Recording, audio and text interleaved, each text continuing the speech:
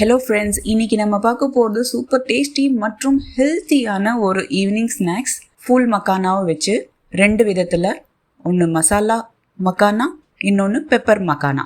First masala மக்கானாக்கு அடுப்பில் கடாய் வச்சுட்டு ஒரு பெரிய டம்ளர் அளவுக்கு ஃபுல் மக்கானாவை சேர்த்துக்கலாம்.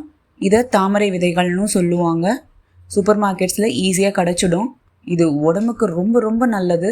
இதில் கால்சியம், புரோட்டீன், ஃபைபர், பொட்டாசியம் எல்லாமே நிறைஞ்சிருக்கு. அதனால் சுகர் பேஷண்ட்ஸுக்கு, ஹார்ட் பேஷண்ட்ஸுக்கு, பிபி இருக்கிறவங்களுக்கு, வெயிட் லாஸ் பண்ணணும்னு நினைக்கிறவங்களுக்குலாம் இது பெஸ்ட்டு.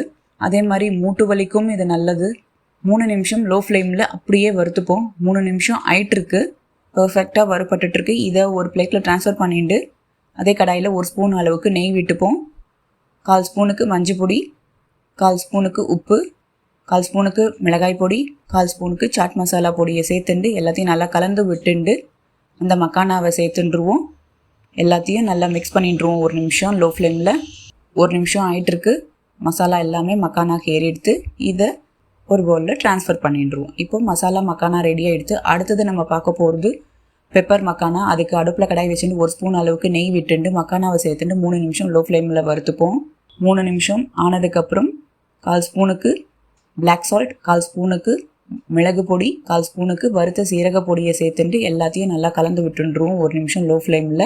1 நிமிஷம் ஆயிடுத்து, அடுப்பு ஆஃப் பண்ணிடலாம். இதையும் ட்ரான்ஸ்ஃபர் பண்ணிட்டுருவோம். ஈவினிங் ஸ்நாக்ஸாக பாப்கார்ன் ஆட்டுமே இதையும் சாப்பிட முடியும்.